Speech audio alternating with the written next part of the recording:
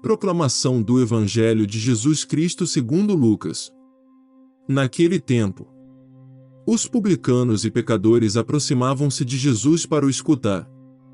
Os fariseus, porém, e os mestres da lei criticavam Jesus. Este homem acolhe os pecadores e faz refeição com eles. Então Jesus contou-lhes esta parábola. Um homem tinha 2 filhos. O filho mais novo disse ao pai: Pai, dá-me a parte da herança que me cabe. E o pai dividiu os bens entre eles. Poucos dias depois, o filho mais novo juntou o que era seu e partiu para um lugar distante. E ali esbanjou tudo numa vida desenfreada. Quando tinha gasto tudo o que possuía, houve uma grande fome naquela região, e ele começou a passar necessidade. Então foi pedir trabalho a um homem do lugar, que o mandou para seu campo cuidar dos porcos. O rapaz queria matar a fome com a comida que os porcos comiam, mas nem isto lhe davam. Então caiu em si e disse: Quantos empregados do meu pai têm pão com fartura, e eu aqui, morrendo de fome? Vou-me embora, vou voltar para meu pai e dizer-lhe: Pai, pequei contra Deus e contra ti, já não mereço ser chamado teu filho. Trata-me como a um dos teus empregados. Então ele partiu e voltou para seu pai. Quando ainda estava longe, seu pai o avistou e sentiu compaixão. Correu-lhe ao encontro, abraçou-o, e cobriu-o de beijos. O filho, então, lhe disse: Pai, pequei contra Deus e contra ti. Já não mereço ser chamado teu filho. Mas o pai disse aos empregados: Trazei depressa a melhor túnica para vestir meu filho. E colocai um anel no seu dedo e sandálias nos pés. Trazei um novilho gordo e matai-o. Vamos fazer um banquete. Porque este meu filho estava morto e tornou a viver, estava perdido e foi encontrado. E começaram a festa. O filho mais velho estava no campo. Ao voltar, já perto de casa, ouviu música e barulho de dança. Então chamou um dos criados e perguntou o que estava acontecendo. O criado respondeu: É teu irmão que voltou. Teu pai matou o novilho gordo, porque o recuperou com saúde. Mas ele ficou com raiva e não queria entrar. O pai, saindo, insistia com ele. Ele, porém, respondeu ao pai: Eu trabalho para ti há tantos anos, jamais desobedeci a qualquer ordem tua. E tu nunca me deste um cabrito para eu festejar com meus amigos. Quando chegou esse teu filho, que esbanjou teus bens com prostitutas, matas para ele o novilho cevado. Então o pai lhe disse: Filho, tu estás sempre comigo, e tudo o que é meu é teu. Mas era preciso festejar e alegrar-nos, porque este teu irmão estava morto e tornou a viver, estava perdido, e foi encontrado. Homilia do Papa Francisco. Muitas vezes ouvimos esta passagem do Evangelho. Esta parábola, Jesus dila num contexto especial. Todos os publicanos e pecadores aproximavam-se de Jesus para o escutar. Os fariseus e escribas murmuravam, dizendo: Este homem acolhe os pecadores e come com eles. E Jesus respondeu-lhes com esta parábola. O que eles dizem? As pessoas, os pecadores aproximam-se em silêncio, não sabem como dizer, mas a sua presença diz muitas coisas, eles queriam escutar. O que dizem os doutores da lei? Eles criticam. Murmuravam, diz o Evangelho, tentando cancelar a autoridade que Jesus tinha em relação ao povo.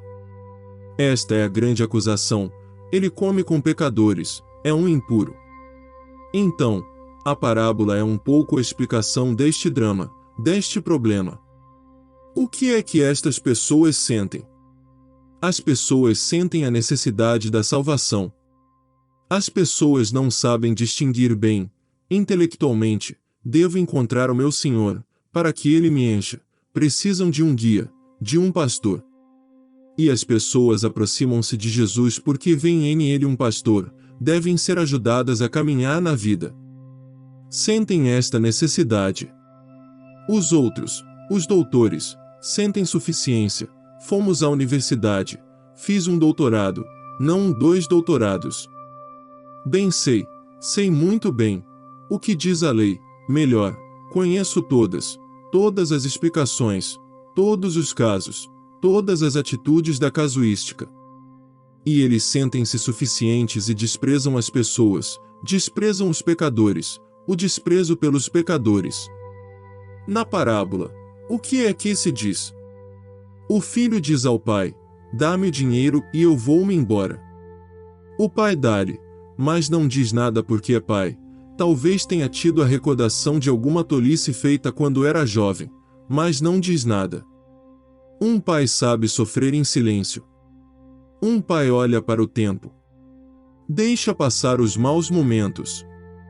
Muitas vezes a atitude de um pai é fazer-se de pavo, diante das falhas dos seus filhos. O outro filho repreende o pai.